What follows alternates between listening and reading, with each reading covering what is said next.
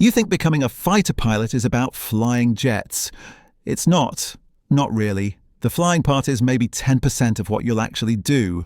This is about what your life looks like at every level of this career, from the day you fill out an application to the day you realize your body can't handle it anymore. Level 1, the candidate. You're sitting in a college dorm room or a military barracks filling out an application. The Air Force Academy, ROTC, or Officer Training School. 3 paths, same destination. You need a bachelor's degree. You need perfect vision or close to it. You need to pass a physical fitness test that most Americans couldn't dream of completing. Your GPA matters. Your leadership experience matters. The extracurriculars you thought were just resume padding actually matter now. You get accepted. Congratulations, you're a second lieutenant. You haven't touched an aircraft yet. That comes later, and the wait is brutal.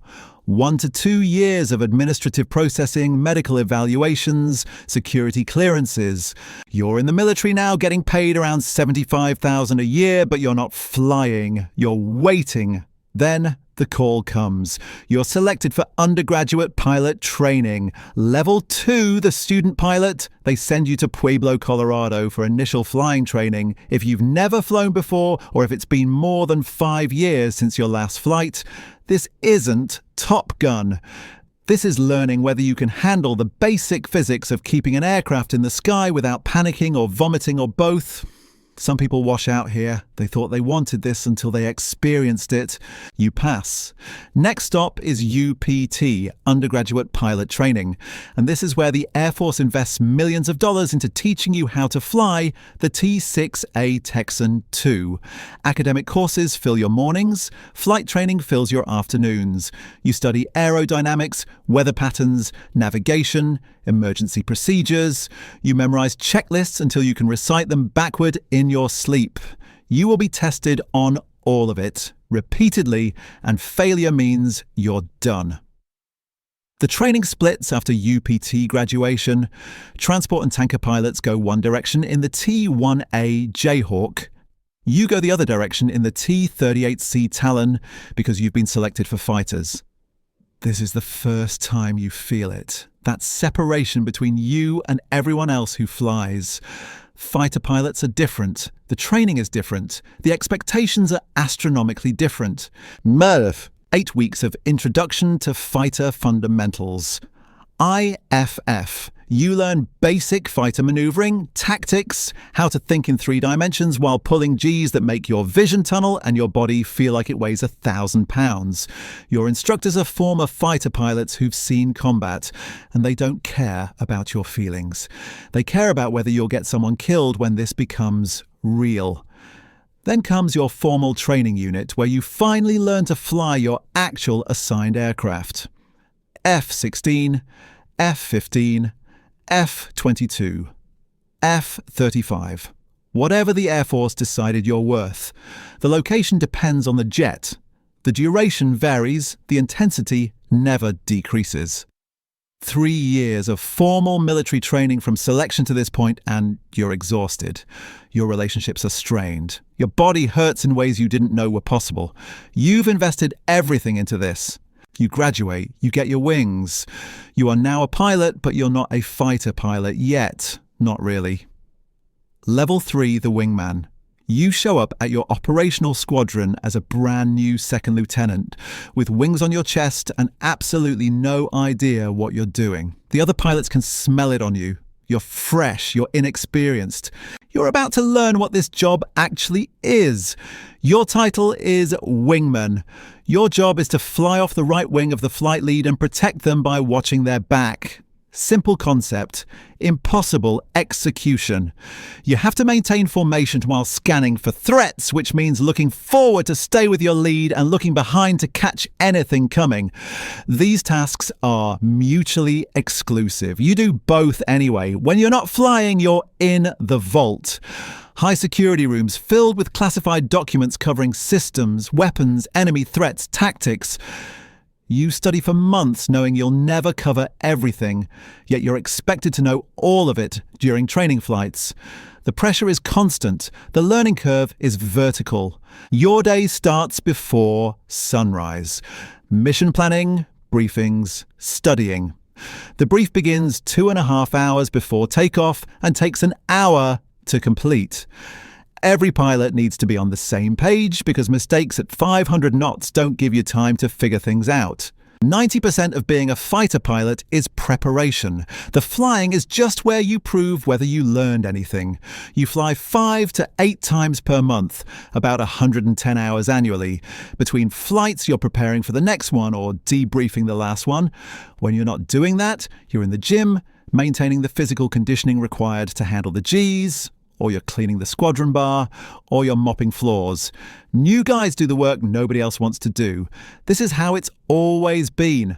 The training investment to get you to this point ranges from $7 to $17 million, depending on your aircraft. You signed a 10-year commitment after completing pilot training. The Air Force owns you now, and they're going to get their money's worth. You spend a year, maybe 2, learning how to be a competent wingman. You master formation flying. You learn to employ sensors and weapon systems that cost more than most people's houses.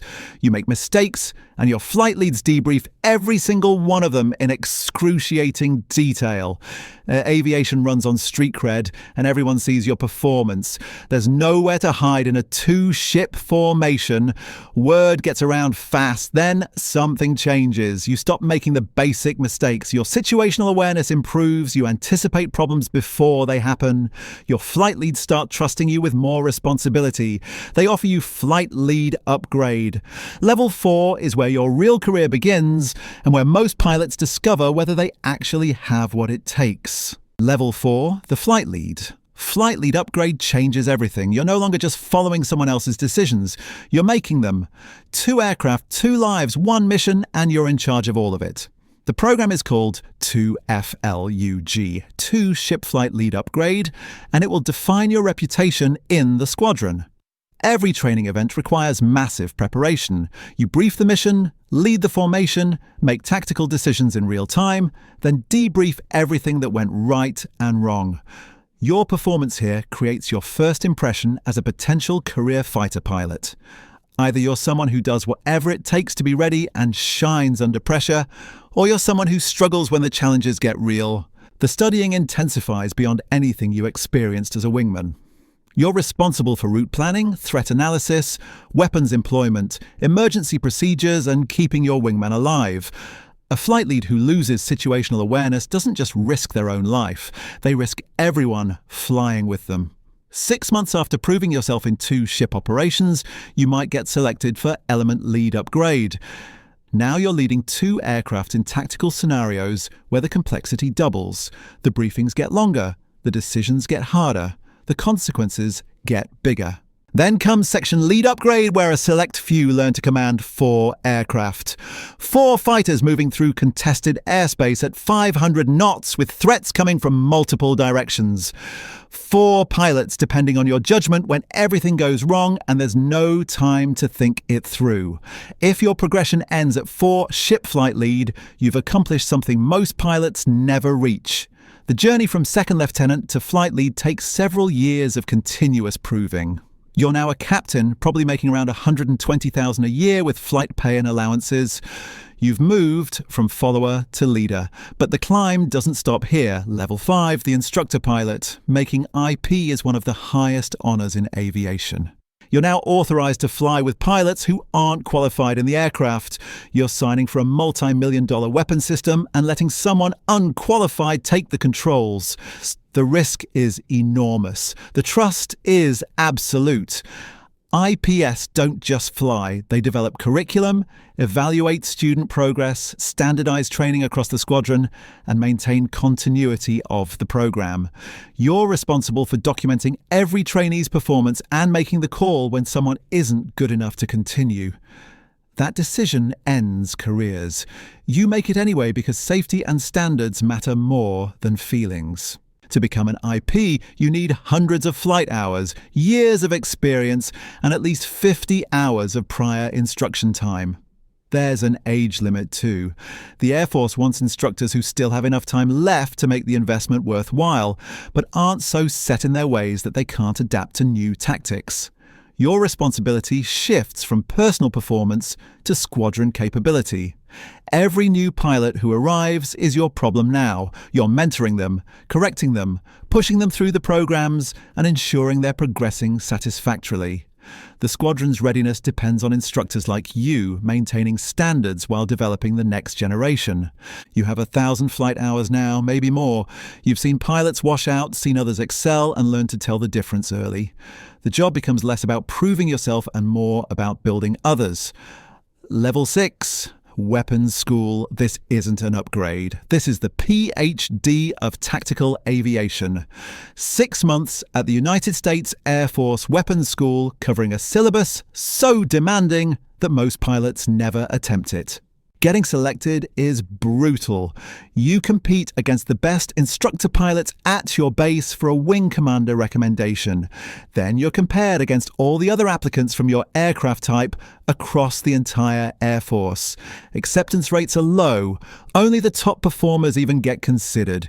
If you make it in, the next 6 months will break you down and rebuild you. Flying, briefings, debriefings, exams, criticisms on how you walk, how you talk, how you present information.